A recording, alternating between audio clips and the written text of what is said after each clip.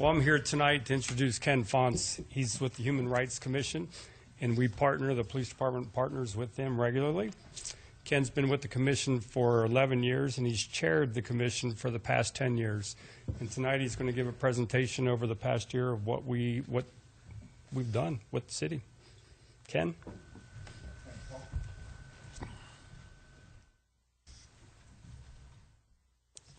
Thank you, Ken, and welcome. Okay, so do we have anything up there? You got a presentation going, so. Yeah, there we go. Thank you. So my name is Ken Fonts. I'm the chair of the Moscow Human Rights Commission. So thank you, Mayor Lambert, City Council, for having me here tonight to do our yearly annual report. And then we're starting to lose a few people, but that's okay.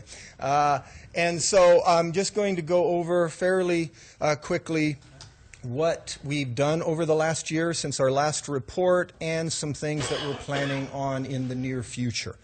And so I'll just start at the beginning of the year, last year, because our report was about this time last year. And so we did a social justice forum on lessons from Ferguson. The conversation continues. This was a follow-up from our earlier event that I had reported on last time, Lessons from Ferguson, where we had a public forum and talking about the issue, and we had several speakers, including former Police Chief Duke. This one was a follow-up because quite a few people wanted more. They wanted to do it again and have more time to talk and discuss things. And so we did that one again. Sadly, we had a packed house on the first one, and everybody wanted a second one, and so we held the second one, and it was much smaller. And so I'm not quite sure what was going on with that one. We were hoping for a packed house again. We participated in Palouse Pride last year in the march and with a booth as part of this and helping out with that, and we do that every year. In the fall, we had two social justice forums. One in September and one in November.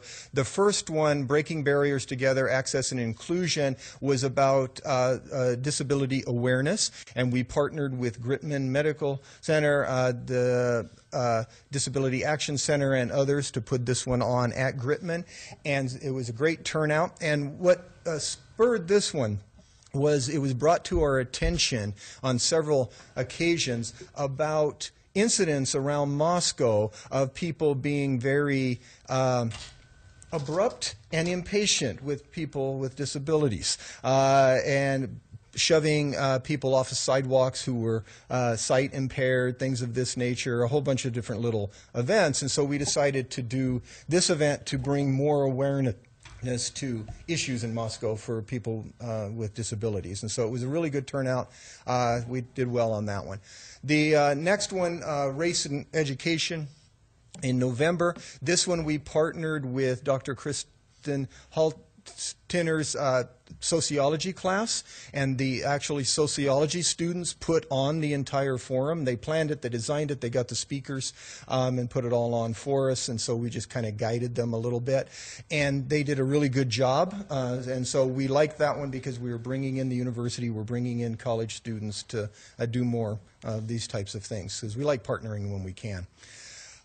Then we also helped support this event in September, which was partnering with the University of Idaho again, making change, film forum, bootstrapping social change from Idaho to Africa.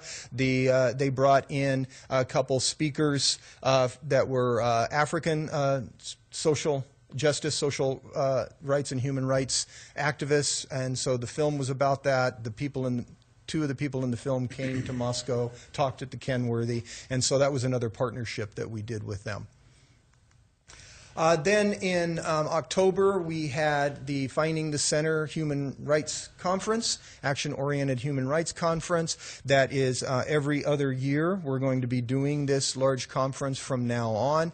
And so the Moscow Human Rights Commission is a member of and actually very active in the Northwest Coalition for Human Rights, who is now taking over the Finding the Center, and so we're going to be centering that. And our keynote speaker at that one was James Meredith, of the Civil Rights Movement. Some of you may be familiar with him and history lessons of him being shot in, on his march and so forth. And so he came in and did a talk, and it was interesting, wasn't it, Linda? Yeah. So he was an interesting man. He's a character. But it was a pretty good conference, and so we're hoping to continue doing this and get it to grow again. We used to do these in the past, but then we had a period with no funding, and they went away, and so we're hoping to get them back up and running again. In 2015, we also were up for the Ismat and Manan Sheikh Community Unity Award. Whoops, don't back up there. And so we gave that award, and this time around, the award was given to Tom Hansen for his work with Moscow Cares of videotaping events, documenting everything going on in Moscow, donating money to various causes, all of these kinds of things, and so he was given the award this year. And it honors Ismat and Manan Sheikh, who really worked hard on community unity. They would have their annual Thanksgiving feast that they would invite everybody into, and so this award was created in order to honor them and then to honor people who were continuing the work of bringing the Moscow community together.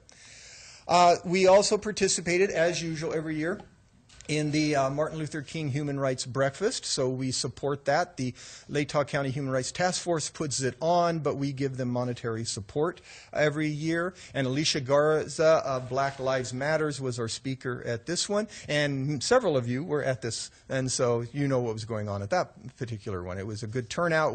They had a packed house, and so we're always happy to continue to support this.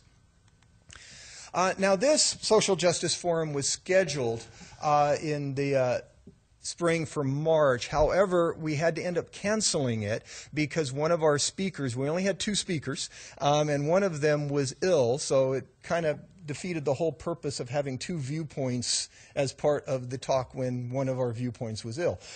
So it didn't work out. So we have rescheduled this, and it's going to be in September, and so I'll mention that again in a moment. We also did this Social Justice Forum on Gender Shaming and Sex Education with Natalie Greenfield speaking, and of Sex Shame Your Body, talking about abuse, sex education, and the need for it, and these types of things. And so this was a very interesting event. She's a fascinating speaker and very passionate about what she does. All right, so that was basically the year up to this point, because over the summer we really don't hold very many forums. We rarely do because lots of people are gone, everybody's on vacation, the university's not around, the students are gone, so we tend not to do anything much in the summer except keep things going. But one thing we do in the summer, again, whoa, that's a nice typo. I'm not sure what's going on there. But we're going to be at the Pride Festival again coming up in August, and so we will have a booth there. We'll participate in the march as we usually do. So we do this every year, and we will continue to do it. And that should say 2016. I'm not quite sure where the 9 came from. We also will schedule again, and we're planning to have it in September. We're not sure the exact date yet, but we'll be finalizing that at the next meeting tomorrow. And so it'd be the first week or by the second week at the latest in September, our Faith and Human Rights Social Justice Forum, in order to get that one happening again.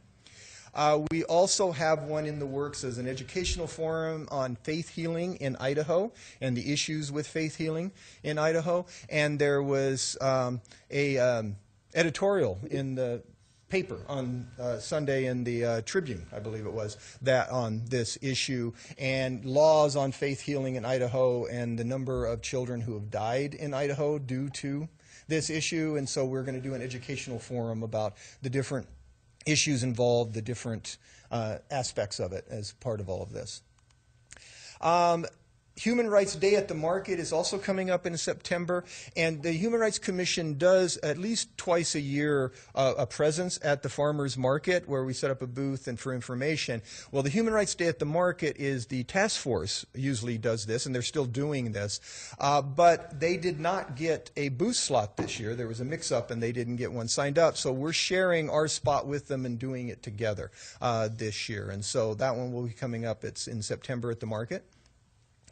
We will continue to participate in the Northwest Coalition for Human Rights. We're trying to get it up and running again. It got off to a good start, but then we had an issue because most of our technical support and website and all of this was run through the diversity office at the University of Idaho, and Carmen Suarez had set that up. Well, she left.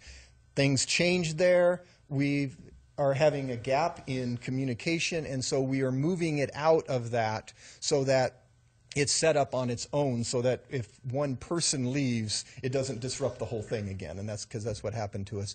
And so the Human Rights Commission is still leading in keeping this coalition going. We will participate again in the MLK Human Rights Breakfast, and so we do that, as I said, every year, so we'll be doing that again. And so that's up through January at this point. Those other social justice forums will be in the fall. What we're doing in the spring, I don't know yet. So we'll be planning those as we progress. And so, questions? Ken, wouldn't it be great if we could just get people to love each other Yeah, and it's follow the simplify our golden job. rules? Something Yes. pretty easy, like treat me the way you would like to be treated, that sort of thing. Wouldn't it be kind of cool It if we would could simplify things. do Kathy? My question has to do with the breakfast, the Yes. Martin Luther King, and it's always so packed. Yes. And I was just wondering, are there plans to change venue or? That I couldn't answer to because the task force really runs the breakfast. We just give them It's a good place for it. support, money, and other support, but they're the ones that plan it and all that. And Joanne has already left, so she would be the one to ask since she's chair of the task force. I don't know. I mean, I know they do the junior high because they always have been. They get it for free. There's all these issues that are part of it. But Well, you are correct. It is always full anymore. Catherine, another so. part of it too is to get a bunch of those kids involved, and I think that's one of the big concerns about making sure it stays in the junior high because those middle school kids are really helping with lots of them. Yeah, and the high school kids participate. They have the contests in the public schools, and so they like being in the schools. So, but I could ask them if there are any plans to change venue just because of space-wise. Kind of I know fun having it's a packed standing system. room only in these days, and so it would be nice to have better seating, but I'm not sure if that's in the near future or not. So. Let me ask the other council members, questions for? I just have to say I've attended the breakfast a couple of times, and I especially enjoyed the singing we did a couple of years back with Simba and the Exceptional Africans. It was great fun. It was really a nice pull it together kind of a moment. So it was Yeah, really the nice. task force does a wonderful job. Yeah, they putting it Singing is Definitely great as do. long as I'm not one of them singing. You were next to me. You were reason- singing, Bill. I heard you. Just the reason I brought it up is because I know that there's a lot of logistics that has to happen, and the task force does all the food, and so I was just wondering because of all. There's just so much, and there's so many people. If there was another way to support them, because the event has grown. So Yeah, I'm not sure. I mean, we give them monetary support. We help out volunteering, and I know a lot of others volunteer as well. Yeah. And so I'm sure that if we could figure out a way to give them more support, they would love it. The task Yeah. force would love all the help they could get. Right. So, because it is gotten to be a huge event. Yes. So. John, you're the liaison to human rights. Yeah, unfortunately, I missed the last two meetings. I was in Boise at the CIC. cities meeting at the last one, Ken, and the time before that, I was sick.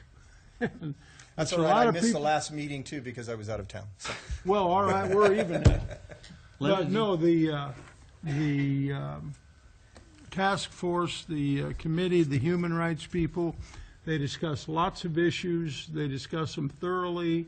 They come up with a plan, and they follow through with their plans. And like Ken said, on the one issue, did real well on the first go-around, did not do so well on the second round. So they are also willing to admit when things don't go quite as well as they could. And when I first got on the human rights, I said, I don't know if I'm going to like this, but the next time around I said, I'll take human rights again. So I hope that you appreciate me as much as I appreciate you. Of course, John. Linda, Paul, you had something? Yes, I just wanted to tell you all, Please. Yep. So the folks can see who's talking back there, Linda.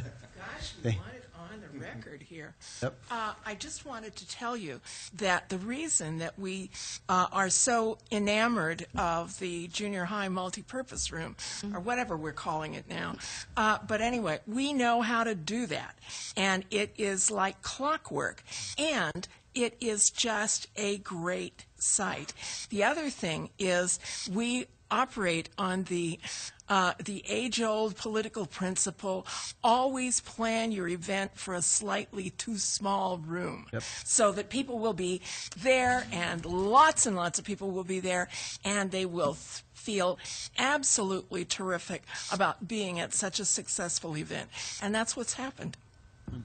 Thank you, Linda. And the junior high does have lots of parking, so that makes it easy too. So. Well, Ken, thank you so very much for the wonderful work that you and your commission does. We all appreciate it very much here in the city. So thank you for that great Yeah, report. we have some good people on Yes, the you do. commission. So. Absolutely. All right, well, thank you. Thank you.